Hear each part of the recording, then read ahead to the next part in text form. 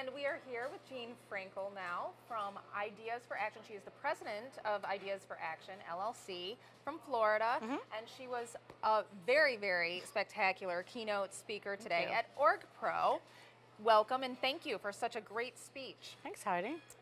So I know I sat in there and I listened to your speech, and one of the things that I tapped into that I really enjoyed was the powerful questions aspect. I think that leaders in all walks of life, and really everyone in every walk of life, it's such a good communication tool. Can you elaborate on the powerful questions? What is a powerful question?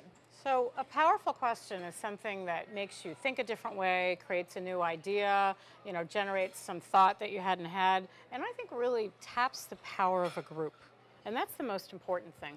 I think that in so many associations and so many organizations, we have so much work that we have to get done. We always say it doesn't, we don't have the time to ask the tough questions because sometimes they take some time to answer.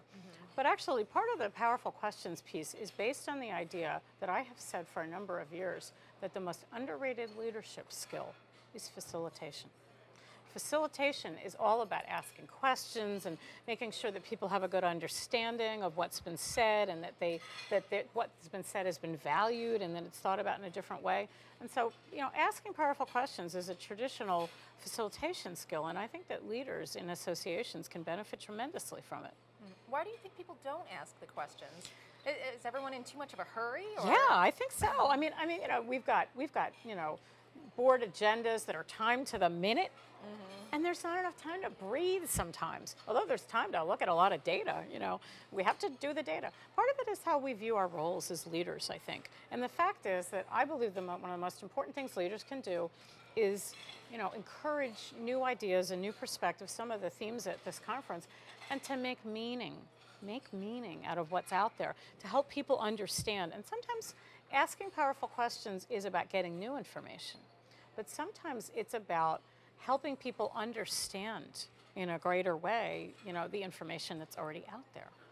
And so, as I said in the keynote, I think that, there's two kinds of questions. There's asking open-ended and closed-ended questions, and so many times on our board agendas, we ask closed-ended questions that just move us along, but don't really move us.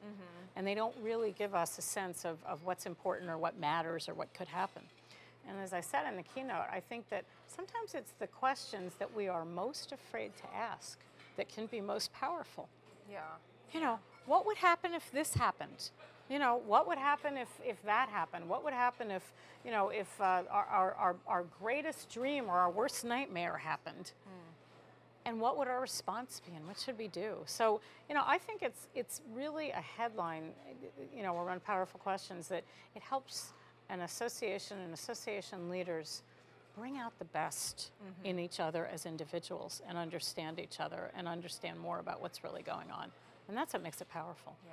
Now, how can leaders start to implement that in their daily routine? I think that's a great question. There's a lot of ways. I mean, they can do it through, through formal training and let's learn how to do this, but just very simply, here's a really good one.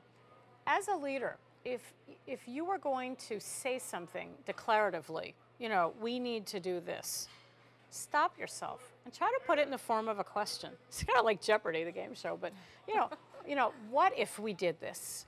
What could happen? What if we did this? What if this happened? How could we do something? Try to make, declarative statements a question rather than an answer in themselves. Know and be conscious of when you're asking open-ended versus closed-ended questions. And if you're asking a closed-ended question, see if you can stop and back up and say, so what other choices are there here? What are we missing? What other things could be out there? If you Google on the web, there's zillions of places where you can get lists of good questions to ask. But so much of it is really just in your emotions and in your mind and both sides of your brain. The rational, logical side of your brain says, okay, I got to get through this agenda. But the right side of your brain that's creative and intuitive says, what else isn't being said here? And those things can really help leaders to embrace the power of a question. You're going to be working with the chiefs of staff tomorrow. Yep. the group Chief at staff Oracle officers, yeah. Yeah. What are you going to, what kind of development are you going to do? What are you going to, what's that content going to be? We're going to take each of the 6 competencies, and we're going to do some exercises to help folks get a sense of where they are today and how developmentally they might be able to improve those skills, and to think about how they might use them and what might be important for them. You know, and as association leaders, it's important not only to practice those skills, but to model them and encourage others to be able to do that. The role of an association executive is so fascinating and so challenging at the same time, because so much of our influence is without that direct authority. But I think the influence is around modeling what good leadership is all about. And I think the idea of powerful questions is something that association executives can use in a very meaningful way without the influence or the authority.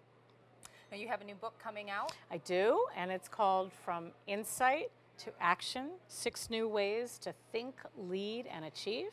And it will be published by the American Society of Association Executives Press, and will be available in August at their annual meeting. And pre-orders are actually available now on the website. And where would they find that? They will find that at a website whose URL I don't know yet, because it just came up today. But if they go to my website, which is www.ideasforactionllc.com, there will be a link up front. Perfect. Well, thank you so much. Thank you so much, Heidi. Thank you for coming to Michigan, Thank you. Thank you for all your contributing to OrgPro. Thank you, Heidi. Thanks. Right.